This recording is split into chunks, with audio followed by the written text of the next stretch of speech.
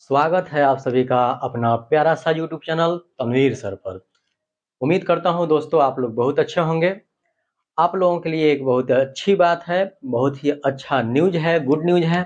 मैं आपके लिए एक सीरीज शुरू कर रहा हूं आज से। मैथ का एक सीरीज शुरू कर रहा हूं आज से। और वो भी क्या है, उसका नाम हमने क्या दिया है भाई, मैथमेटिक्स डे।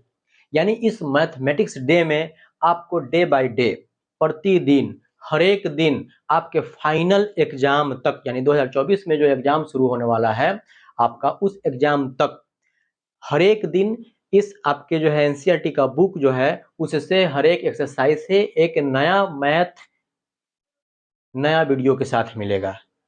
यानी हर एक वीडियो में आपको एक नया मैथ मिलेगा, नया क्वेश्चन मिलेगा। नया मैथ का मतलब यह हुआ कि नया क्वेश्चन मिलेगा, नया क्वेश्चन पे जो है आपको एक वीडियो मिलेगा। इसको आप मिस नहीं कीजिएगा। यानी कि लगभग 100 दिन है, अगर 100 दिन भी है आपके पास तो समझ जाइए कि 100 क्वेश्चन होंगे, और वह 100 क्वेश्चन जो है आपके जो है 500 क्वेश्चन के बराबर होंगे। मेरे भाई 500 क्वेश्चन बहुत होता है, फाइनल एग्जाम के लिए बहुत होता है, अगर ये 100 क्वेश्चन आप पढ़ लिए तब। और अगर आप मेरे चैनल पर नए हैं तो प्लीज इसको सब्सक्राइब कीजिएगा, बेल आइकन पे प्रेस कीजिएगा, और उसमें जो ऑल वाला जो बेल आइकन होता है उस पर क्लिक कीजिएगा, ताकि जो है हर एक दिन का जो वीडियो आएगा जैसे ही अपलोड होगा उसका नोटिफिकेशन आपको मिल जाएगा, जिसकी वजह से आप इस वीडियो को मिस नहीं कर पाएंगे, है ना। यानी डे बाय डे आपको मिलेगा, डे 1, डे 2, डे 3, डे 4, ऐसे ही चलेगा आपका। चलिए मेरे भाई देखते हैं, आज जो है डे 1 है मैथमेटिक्स का। तो मैथमेटिक्स डे का जो है यानी सीरीज जो शुरू हो रहा है इसका डे 1 है आज, और डे 1 में हम देखते हैं क्या क्वेश्चन है। तो डे 1 का क्वेश्चन क्या कहता है भाई, यूक्लिड विभाजन एल्गोरिथ्म का प्रयोग करके निम्न संख्याओं का एचसीएफ ज्ञात करें। एचसीएफ का मतलब होता है मौसम, और यह वास्तविक संख्या से है। ये वास्तविक संख्या से जैसे ही खत्म होगा, इससे 4-5 क्वेश्चन ही होंगे, इसके बाद दूसरा एक्सरसाइज शुरू होगा, उसके बाद तीसरा एक्सरसाइज शुरू होगा, ऐसे ही आखिरी एक्सरसाइज तक चलेगा। जैसे ही ये एनसीईआरटी बुक आपका खत्म होगा तो केसी सिन्हा शुरू होगा। तो आप मिस नहीं कीजिएगा और सब्सक्राइब जरूर कीजिएगा। वीडियो अच्छा लगे, क्वेश्चन समझ में आए तो प्यारा सा एक लाइक करके लाइक जरूर कीजिएगा, मतलब कमेंट करके लाइक जरूर कीजिएगा, जिसकी वजह से क्या होगा कि मुझे हिम्मत मिलेगी आपके लिए ऐसा क्वेश्चन लाने में, बनाने में, वीडियो बनाने में, है ना। आप जरूर ऐसे जो है लाइक कीजिएगा तो मुझे क्या मिलेगा भाई, हिम्मत मिलेगी, मेरा मनोबल बढ़ेगा आपके लिए। चलिए देखते हैं इसमें क्या कहता है। तो ये कहता है, इसमें पहला नंबर क्वेश्चन है, ए नंबर कहता है 135 तथा 225, और बी में है 867 और 255, दो क्वेश्चन है। और ये कह रहा है कि यूक्लिड विभाजन एल्गोरिथ्म का प्रयोग करके इसका जो है मौसक ज्ञात करना है। भाई सबसे पहले हम ए वाला को देखते हैं, सोल्यूशन में जो है क्या, इसमें जो बड़ा है उसको हम पहले लिख देंगे, लिखेंगे यहाँ, क्योंकि इसमें देखिएगा 135 से 225 में कौन बड़ा है, तो 225 बड़ा है, तो लिखेंगे 225 ग्रेटर देन 135। क्योंकि 225 बड़ा है किससे, 135 से, इसका मतलब यही हुआ। अब यहाँ पे हम लिखेंगे इसलिए, जो कहता है वो, यानी कि इसलिए यूक्लिड विभाजन एल्गोरिथम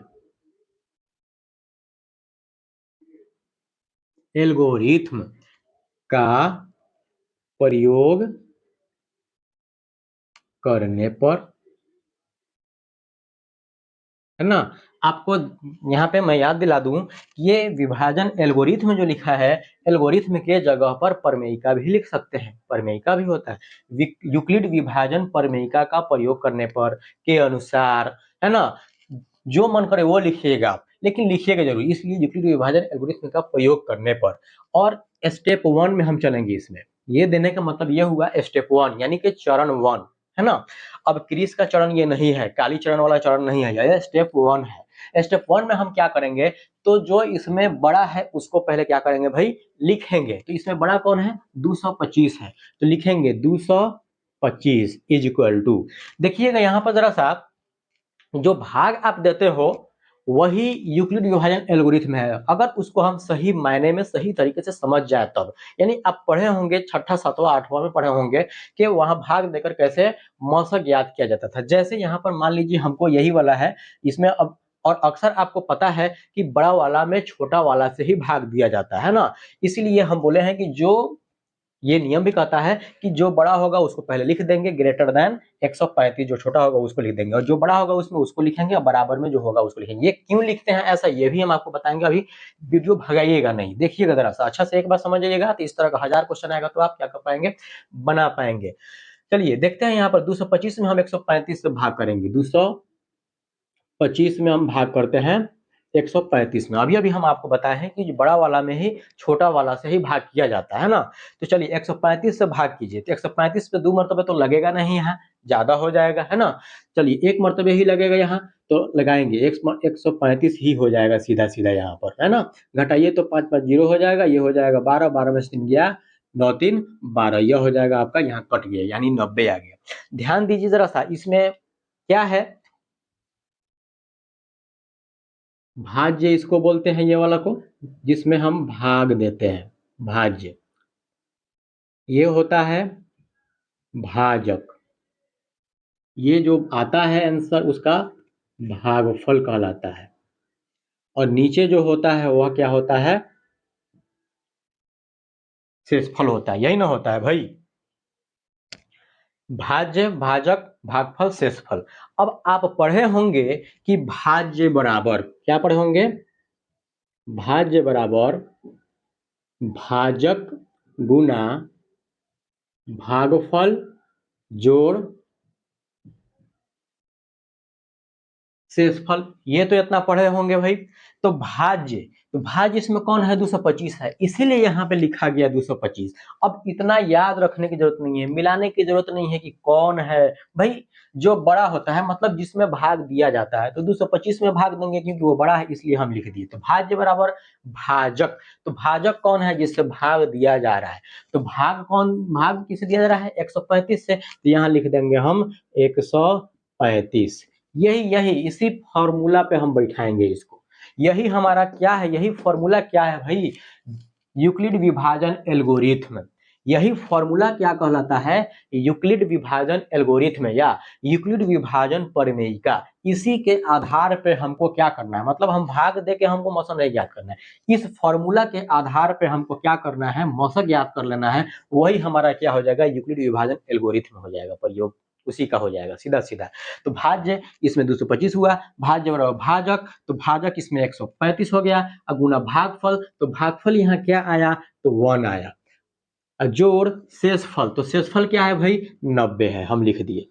लेकिन अभी तो बाकी शेष बच गया है, और इसमें मौसक कब होता है, जब आखिरी स्टेप में, मतलब एक ऐसा स्टेप आता है जिसमें शेषफल क्या हो जाता है, 0 हो जाता है, तो उसका जो है भाजक वह क्या कहलाता है भाई, उसका भाजक क्या कहलाता है, आंसर हो जाता है, यानी कि मौसा हो जाता है, एचसीएफ हो जाता है। तो वो अभी आगे चलेंगे हम इसमें स्टेप बाय स्टेप, लेकिन ये पहला हमारा क्या हो गया, स्टेप हो गया। तो 225 इक्वल टू यही लिख दिया 135 गुना 1 प्लस 90, शेषफल हमारा यही हो गया है ना। अब दूसरा स्टेप के लिए जरा सा देखते हैं, सीधा सीधा, मतलब यहाँ पे आप ऐसे ही ज्ञात करते होंगे, गुना भागा करते होंगे, ज्ञात करते होंगे मौसा। तो ये वाला अब क्या होता है, यहाँ उठ के आ जाता है 135 है ना। मतलब ये हुआ कि एक स्टेप में ये इसका अगर काम खत्म हो गया, ये वाला काम खत्म हो गया, अब इधर में चलना है 135 गुना 1 प्लस 90, मतलब इसमें जो बच रहा है, तो इसमें क्या है, भाज्य बराबर था भाजक, तो भाजक अब यहाँ लिखेंगे स्टेप 2 में, भाजक, भाजक क्या है 135, इसके बराबर में लिखेंगे हम, और शेषफल जो होता है उससे हम भाग करते हैं है ना।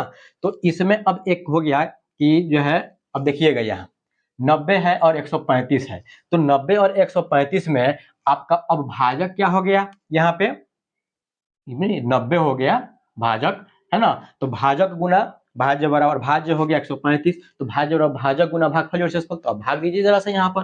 तो देखिएगा यहाँ पे 90 से 2 मरतबे लगाइएगा तो 180 हो जाएगा, तो ये भी 1 मरतबे ही लगेगा, तो 90 एकम 90, 5 आ गया, 13 में से 9 गया 4, 9 4 13, 45 आया, अभी भी 0 हमारा नहीं आया। तो इसको भी लिखेंगे हम भाज्य बराबर भाजक गुना भागफल जोड़ शेषफल के आधार पे, मतलब 90 गुना 1 जोड़ 45, तो लिखेंगे हम 90 गुना 1 जोड़ 45, हमने क्या लिख दिया, यहाँ पर हमारा दूसरा स्टेप यहाँ पे खत्म हो गया, अभी भी 0 नहीं आया है।